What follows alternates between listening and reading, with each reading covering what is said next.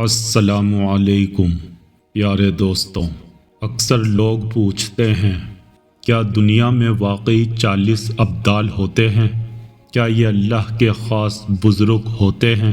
کیا ان کے ذریعے بارش ہوتی ہے؟ کیا ان کا ذکر قرآن میں ہے؟ اور سب سے اہم سوال، کیا ابدال پہ یقین رکھنا ضروری ہے؟ آج ہم اس پورے مسئلے کو دلیل، روایات اور علماؤں کی رائے کے ساتھ ڈیٹیل میں سمجھیں گے۔ ویڈیو کو اینڈ تک ضرور دیکھیں کیونکہ آخر میں ایک بہت اہم بات کروں گا جو شاید آپ نے پہلے کبھی نہ سنی ہو۔ سب سے پہلا لفظ سمجھتے ہیں۔ ابدال عربی لفظ عدل سے نکلا ہے۔ بدل کا مطلب ہوتا ہے تبدیل کر دینا یا ریپلیسمنٹ۔ ابدال کا مطلب ہوتا ہے وہ لوگ جنہیں ایک دوسرے کی جگہ بدلا جاتا ہے۔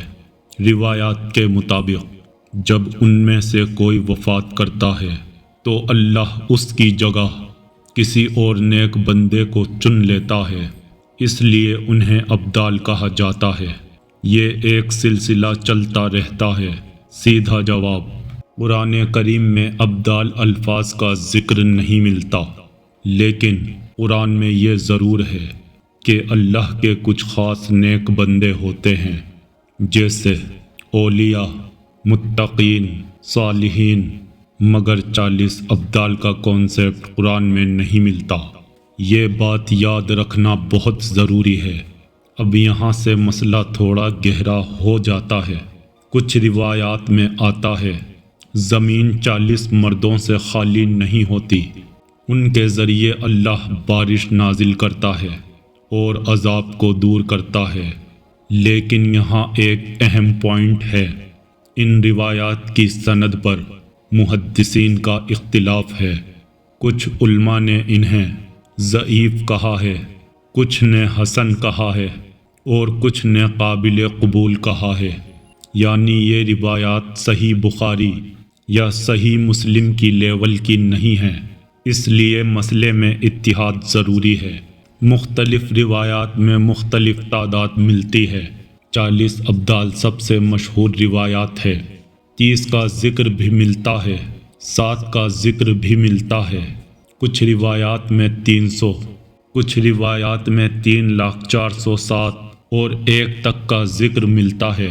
تصول کی کتابوں میں تو ایک پورا نظام ملتا ہے، 300 اخیار، 40 ابدال، 7 ابرار، 4 اوتاد، 1 قطب۔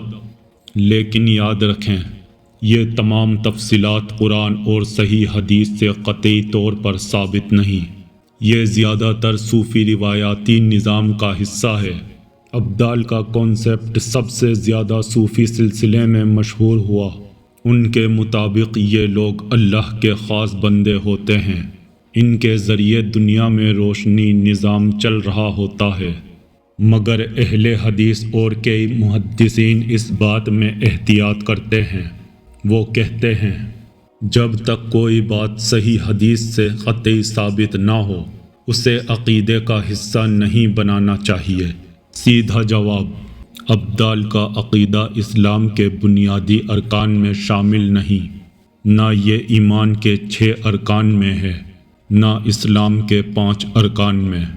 اس لیے اگر کوئی اس کانسیپٹ کو نہ مانے تو اس کا ایمان کمزور نہیں ہوتا، اور اگر کوئی احتیاط کے ساتھ مانے تو بھی اسے بڑا چڑھا کے نہیں کرنا چاہیے۔ یہاں کچھ لوگ غلطی کرتے ہیں، ابدال سے مدد مانگتے ہیں، انہیں ہر جگہ حاضر ناظر سمجھتے ہیں۔ یہ سب غلط ہے۔ اسلام کا عقیدہ کلیئر ہے، مدد صرف اللہ سے مانگی جاتی ہے۔ اگر کوئی ابدال ہوں بھی تو وہ عام انسان ہی ہوں گے، نہ وہ غیب کا حال جانتے ہیں، نہ اللہ کے برابر قدرت رکھتے ہیں۔ اب سب سے اہم سوال، ہمیں 40 کا نمبر جان کر کیا ملے گا؟ اصل سوال یہ ہے کیا ہم خود اللہ کے نیک بندوں میں شامل ہونے کی کوشش کر رہے ہیں؟ اگر دنیا میں واقعی 40 ابدال ہیں تو کیا ہم ان میں شامل ہونے کے لائق زندگی جی رہے ہیں؟ اللہ کے نزدیک مقبول ہونے کے لیے اخلاص، تقوی، نماز، سچائی، حلال رزق ضروری ہے۔ پیارے دوستوں، ہر مشہور بات ضروری نہیں صحیح ہو، اور ہر روایات عقیدہ نہیں ہوتی۔ اسلام ہمیں بیلنس سکھاتا ہے۔ اللہ تعالی ہمیں سمجھ عطا فرمائے اور ہمیں اپنے نیک بندوں میں شامل کرے، آمین۔ اگر آپ کو یہ ویڈیو پسند آئی ہو تو ویڈیو کو لائک کریں، شیئر کریں اور ہمارے چینل راز دین کو سبسکرائب ضرور کریں اور کمنٹس میں اپنی رائے ضرور دیں۔